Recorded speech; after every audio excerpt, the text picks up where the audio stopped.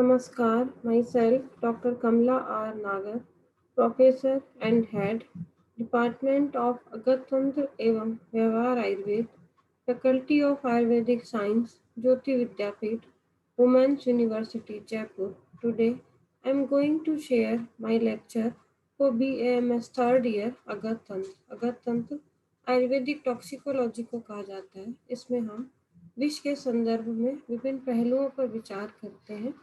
आज इस कड़ी में हम बात करेंगे कुछ सामान्य घरेलू विषयों के संदर्भ में जो कभी कभी गलती से एक्सीडेंटल, जिनका मेडिको लीगल एस्पेक्ट है और कभी कभी जिनका गलती से भी सेवन हो जाता है। वो कौन से सामान्य घरेलू विषय जिनके प्रयोग के संबंध में हमें सावधानी रखनी चाहिए, वो इस प्रकार है। हम अपने घरेलू जीवन में जाने अनजाने ऐसी अनेक वस्तुओं का उपयोग करते हैं जिनके उत्पादन में विषाक्त द्रव्यों का उपयोग होता है। इन्हें हम मुख्यतः 3 वर्गों में बांट सकते हैं। सामान्य रूप, पहला वर्ग सामान्य रूप से फैमिली में या घर में प्रयुक्त होने वाला। द्वितीय, व्यापक रूप से प्रयुक्त घरेलू औषधियाँ। तीसरा, खेती बाड़ी या एग्रीकल्चर या बागवानी में प्रयुक्त द्रव्य। इसमें से प्रमुख द्रव्य एवं उनमें प्रयुक्त विषयों को हम इस प्रकार समझेंगे। फॉर एग्जाम्पल, सामान्य उपयोग की वस्तुओं में बच्चों के उपयोग में आने लायक जिसमें विषाक्तता की संभावना हो सकती है, वो है मार्किंग इंक।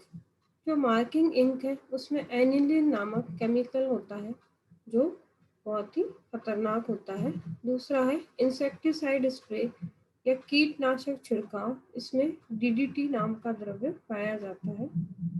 फिर हम बात करेंगे खिलौनों के रंग या बच्चों के जो खिलौने होते हैं, या वुडन जो उनके खिलौने होते हैं या फिर और भी जो उनमें रंग के लिए केमिकल युक्त होता है जिसे सीसा या लेड कहा जाता है। इवन बच्चे की पेंसिलों में भी लेड की लाइनिंग होती है, उस जिसको बच्चे दांतों से या नाखूनों से कुरेदते रहते हैं, तो इनका भी ध्यान रखना चाहिए। क्रायंस जो होते हैं बच्चे जो काम में लेते हैं कलर्स, उसमें क्या होता है, लेड, कॉपर और सांखिया आर्सेनिक के लवणों से रंजित होते हैं वो द्रव्य। प्लस जो वैक्स कलर आते हैं बच्चों के, उनमें पैरा नाइट्रो एनिलीन नाम का घटक होता है जो अच्छा नहीं होता है सेहत के लिए। वाटर कलर्स में कंबोजिया नामक वृक्ष की गोंद होती है। इसी तरह जो पटाखे होते हैं, क्रैकर्स या जो फायर वर्क्स होते हैं, उसमें आर्सेनिक, हड़ताल, सांखिया, पारद, एंटीमनी या सुरमा, सीसा, थियोसाइनाइड तथा फास्फोरस जैसे केमिकल्स काम में लिए जाते हैं। इसी तरह जो नैफ्थलीन बॉल्स होती हैं जिनको कपड़ों में विंटर वेयर्स में या महंगे कपड़ों में कीड़ों से बचाने के लिए काम में होते हैं, उसमें नैफ्थलीन नाम का घटक होता है जो बहुत ही खतरनाक होता है। सेकंड, जो कॉस्मेटिक्स यूज किए जाते हैं उनमें किस तरह के एलर्जेंस या कार्सिनोजन या टॉक्सिन्स होते हैं, वो इस तरह से है।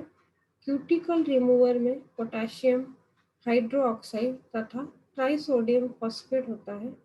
हेयर कलर जो होते हैं उसमें थियोग्लाइकोलेट लवण, पर्बोरेट तथा ब्रोमेट नाम के केमिकल्स होते हैं जो कार्सिनोजन सिद्ध किए गए हैं। इसी तरह सनटेन लोशन जो आते हैं जितने भी, उसमें विकृतीकृत मद्यसार या मिथाइल सैलिसिलेट काम में लिया जाता है जो किसी भी तरह से शरीर के लिए उनकी ज़्यादा मात्रा ठीक नहीं है। इस तरह नेल पॉलिश रिमूवर में एसीटोन काम में लिया जाता है। और डिप्लीलेटरीज या वैक्सीन के लिए जो द्रव्य होते हैं केमिकल, उनमें बेरियम सल्फाइड या थैलियम नाम के केमिकल्स डलते हैं जो शरीर के लिए घातक सिद्ध होते हैं। उनका लॉन्ग टर्म उपयोग शरीर के लिए ठीक नहीं है। अब रसोई घर में जो प्रयुक्त होने वाले हैं द्रव्य उस तरह से हैं। अग्निशामक तरल या फायर एक्सटिंग्विशन जो फ्लूइड होते हैं, उनमें कार्बन टेट्राक्लोराइड, सोडियम कार्बोनेट एवं मिथाइल ब्रोमाइड होता है। जो माचिस की तीलियां होती हैं, उसमें जो टिप होती है माचिस की तीली की जो टिप जो कि फ्लैमेबल होती हैं, उसमें सुरमा, फास्फोरस या पोटेशियम क्लोरेट काम में लिया जाता है। इसी तरह जो बेकिंग पाउडर काम में लिया जाता है उसमें टार्टरिक एसिड होता है। बेकिंग सोडा में सोडियम बाइकार्बोनेट होता है। पात्र धोवक योग आते हैं जितने भी एंटी स्टेनिंग जो लिक्विड आते हैं उसमें सोडियम पॉलीफॉस्फेट, सोडियम कार्बोनेट एवं सोडियम सिलिसेट नाम के घटक पाए जाते हैं। अब जो घर की सफाई या क्लीनिंग के लिए जो आते हैं प्रोडक्ट्स, उसमें क्या होता है, सफाई में उपयोगार्थ जो गंधहर या डीओड्रेंट टैबलेट्स आती हैं उनमें फॉर्मेल्डिहाइड और नैप्थलीन होता है। जो ड्रेन क्लीनर्स होते हैं, नालियाँ साफ करने के लिए जो काम आता है, उसमें सोडियम हाइड्रोक्साइड होता है। जो जूनाशक द्रव्य होते हैं या इंसेक्टिसाइड जो द्रव्य होते हैं कॉकरोच वगैरह को मारने के लिए, वो फिनाइल होता है उनमें। इसी तरह जो रेड पॉइजन के तौर पे बाजार में मिलते हैं उसमें फास्फोरस, जिंक फॉस्फाइड, थैलियम, इस तरह के घटक होते हैं।